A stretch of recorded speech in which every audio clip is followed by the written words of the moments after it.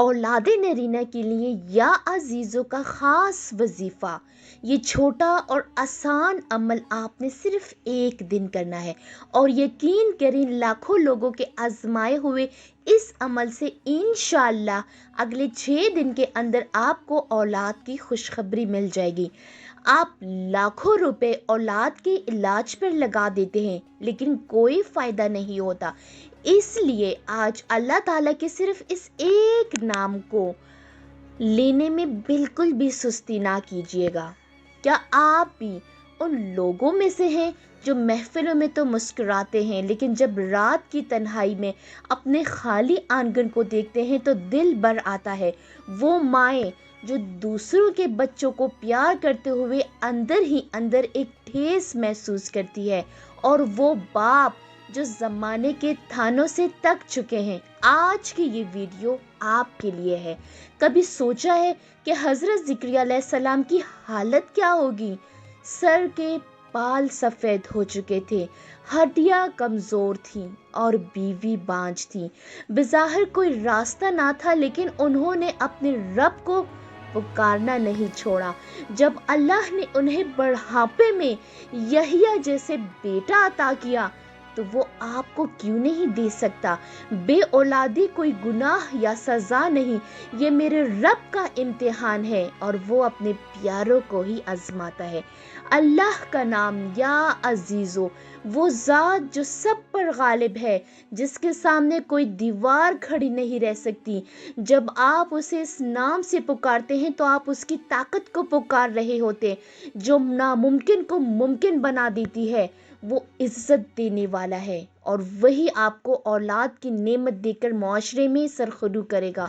लोग कहते होंगे शायद वक्त निकल गया, डॉक्टर्स कहते होंगे कि अब उम्मीद नहीं, लेकिन याद रखिए जहाँ दुनिया के दरवाजे बंद होते हैं वहाँ अल्लाह की रहमत का दरवाज़ा खुलता है। आज मैं आपको या अजीज़ों का वो मुआजिज़ाती अमल बताऊंगी जिसने लाखों उजड़े हुए घरों को खुशियों से भर दिया है।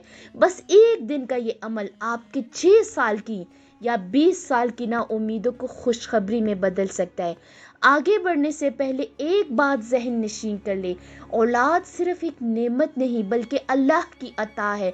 लाखों रुपए इलाज पर खर्च करने से बेहतर है कि एक बार उस ज़ात के सामने झुक जाए जिसके कब्जे में कुन फयाकुन है। 3 स्टेप में आपने ये अमल करना है और अगर पहले 2 के बाद तीसरा स्टेप आपने कर लिया तो इंशाअल्लाह आज आपकी पूरी ज़िंदगी बदल जाएगी। ये भी याद रखिएगा कि औलाद सिर्फ खुशियों का नाम नहीं है बल्कि ये एक ज़िम्मेदारी भी है। इसलिए जब भी अल्लाह ताला से औलाद मांगे तो ये भी दुआ किया करें कि या अल्लाह मुझे नेकी वाली औलाद अता फरमा जो मेरी आंखों की ठंडक बने, आमीन या रब्बुल आलमीन। मेरे प्यारे बहन भाइयों, दुआ की कबूलियत का कोई एक लम्हा होता है और क्या पता किसकी ज़ुबान से निकला हुआ आमीन अल्लाह की बारगाह में कबूल हो जाए और किसी की ज़िंदगी संवर जाए। आप सबसे गुजारिश है कि कमेंट सेक्शन में आमीन लिखकर इस खास दुआ का हिस्सा ज़रूर बनिए। क्या पता आपका एक छोटा सा लफ्ज़ किसी दुखी दिल की मुराद पूरी कर दे। अगर आप इस दुआ में शामिल होना चाहते हैं तो कमेंट में आमीन लिख दे और इज्तिमाई दुआ में शामिल होने के लिए अपना पूरा नाम कमेंट सेक्शन में टाइप कर दें। आपको इज्तिमाई दुआ में याद रखा जाएगा। वजीफ़ा करने के 3 तरीके। पहला तरीका इज़्ज़त, रिस्क और नौकरी के लिए रोज़ाना फजर की नमाज के वक्त फजर की सुन्नतों के बाद और फ़र्ज़ पढ़ने से पहले अपनी मुट्ठी बंद करके 41 मरतबा या अजीज़ों पढ़ें और अपनी दुआ की नीयत से दिल में करें। ये अमल रिस्क, कामयाबी और घर के मसाइल दूर करने के लिए है। दूसरा तरीका बात मनवाने के लिए। अगर आप किसी से अपनी बात मनवाना चाहते हैं या किसी का गुस्सा कम करना चाहते हैं तो उस शख्स के सामने जाकर अपनी मुट्ठी बंद करके एक सांस में 3 मरतबा या अजीज़ो या अजीज़ो या अजीज़ो पढ़ें और फिर मुट्ठी खोल दें। तीसरा तरीका औलाद नरीना और सख्त मुश्किल के लिए। सबसे अहम, दिन में किसी भी वक्त आप ये वजीफ़ा कर सकते हैं।